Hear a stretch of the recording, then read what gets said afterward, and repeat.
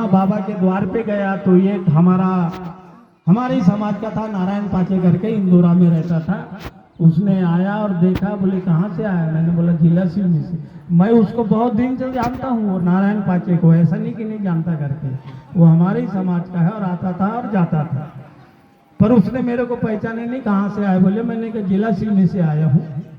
बाबा को बताया कि बाबा बोले जिला सिवनी से सेवक आया। बोले बाप रे, बोले इतने भरी धूप में, बोले इतने भरी धूप में, बोले बिठाल बिठाल बिठाल बिठाल।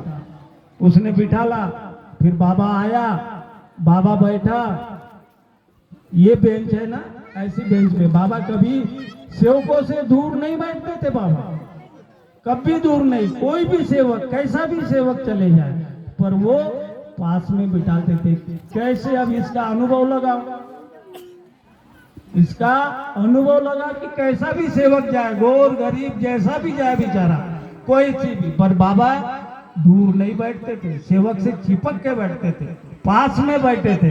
अब ये भैया इतनी बड़ी बेंच थी, ये जो है ना सीढ़ी चढ़ने की, अब इतनी बेंच, मैं इधर सरक गया, मैं इधर बैठ गया। अब बाबा आए, बाबा ऐसे बाजू में मेरे बैठे।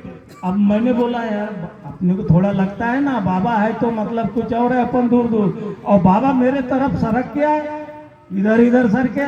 और मैंने बोला मैं गिर जाऊंगा, मैं यहीं बैठा रहता। आप टीम भी गए होंगे, वो दरवाजा घुसते हैं ना, वहां बैठ के, इधर इधर से मैं गिर जाऊंगा। बाबा बोलता है काय तू क्यों सरक रहा है? बोले उधर। बोले यहीं बैठा रहे ना। बोले तुम ले क्यों जा रहा है? बोले तो बाबा बोलता है नारायण को, नारायण एक गिलास पानी ले गया। नारायण ने पानी लाया, बाबा ने अपने हाथ में लिया और बोलता है बेटा पी ली।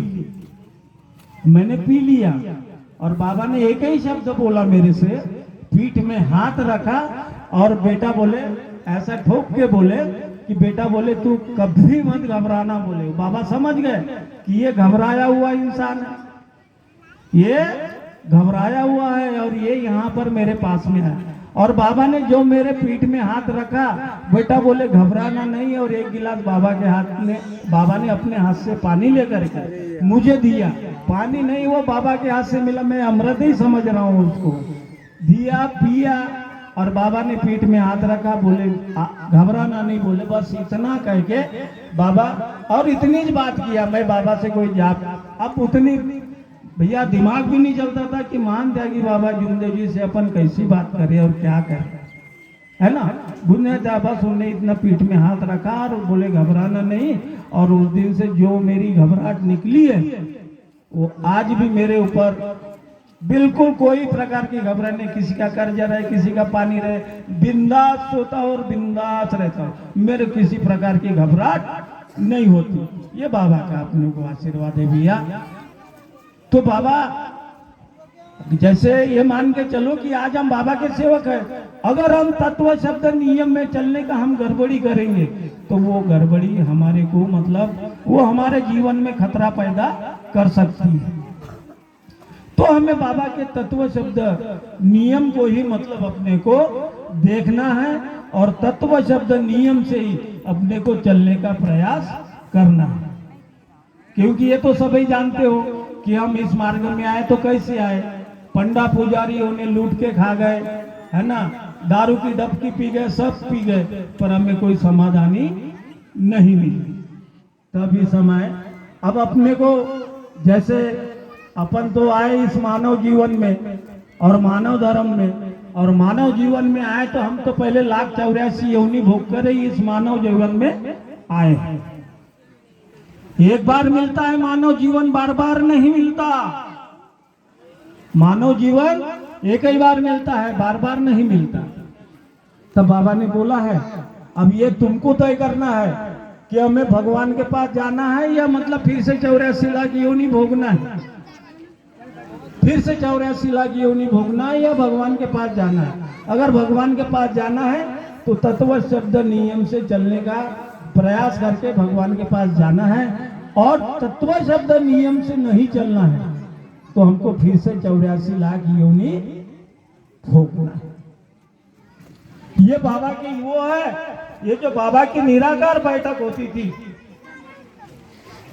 ये लिखा है और आप लोगों के पास भी है। बाबा के निराकार बैठक होती थी, महान त्यागी बाबा जुमदेव जी के निवास था। भगवत प्राप्ति की जो बैठक होती थी हर शनिवार को होती थी। निराकार बैठक में देवान भूल जाते थे बाबा, मतलब भगवान में लीन रहते थे। उस समय उन्होंने किए हुए मार्गदर्शन से सेवकों को लाभ मिलता था, संदेश मिलता था, पाठ मिलते थे। तो 20/11/1971 में जो बाबा की पहली निराकार की बैठक हुई, इस मार्ग के तत्व पर चलना है, पुराने तत्व को बदल देना चाहिए और गलत चलने की भूमिका छोड़ देना चाहिए। बुरे विचार बंद करना चाहिए, अनेक बुरे व्यसन बंद करके भगवान को हृदय में रखकर सत्य मर्यादा प्रेम से रहकर जीवन को सफल बनाए और जीवन को ऊपर उठाए। सत्य की भूमिका में कोई डर नहीं और किसी से डरने की कोई जरूरत नहीं है। ये बाबा बोलते हैं, ये निराकार अगर नहीं समझ में आता है तो समझ लेना और पढ़ लेना। ये बाबा की मतलब वो है जो निराकार बैठक होती थी। घर वाले सुन लो, बाबा से झूठ नहीं बोलना, बाबा से झूठ बोलकर कुछ भी मत करना, क्योंकि सेवक के शब्द बाबा के शब्द, सेवक के शब्द भगवान के शब्द, सेवक की मर्जी भगवान की मर्जी। सेवक और भाई ने बाबा को हृदय में रखकर कदम से कदम डालना चाहिए। जो सेवक सही कदम डालेगा वह बाबा का भाई होगा, अन्यथा उसका बाबा से कोई संबंध नहीं रहेगा। सुख शांति चाहिए तो मानव बनो, बुद्धिमान बनो, श्रम से जीवो, बच्चों को बुद्धिमान बनाओ, बाबा के आदेशों का पालन करो।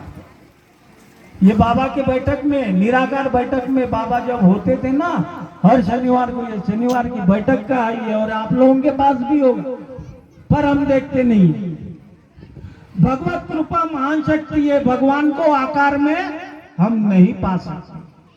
भगवान को आकार में पा सकते हैं क्या? भगवान को किसी ने आकार में देखा नहीं, और बाबा ने ये बोला है कि मानव की बनाई हुई कला देखा, भगवान को नहीं देखा। मानव की बनाई हुई कला को देखा, भगवान को नहीं देखा। तो भगवान को हम आकार में नहीं पा सकते, उसे कैसा पा सकते? तत्व, विश्वास और त्याग, तत्व, विश्वास और त्याग से हम भगवान को पा सकते हैं। त्याग से धैर्य बनेगा, निश्चित से विश्वास बढ़ेगा। भगवान ने जो आत्मा से निर्जीव वस्तु को सजीव बनाया, भगवान ने जो आत्मा से निर्जीव वस्तु को सजीव बनाया, और देश पर बहुत बड़ी आपत्ति है, इसलिए हम यहाँ से जाना है। और बाबा बोलते हैं कि हम चलते हैं। अब इस पे भैया ये जो बाबा ने बोला है,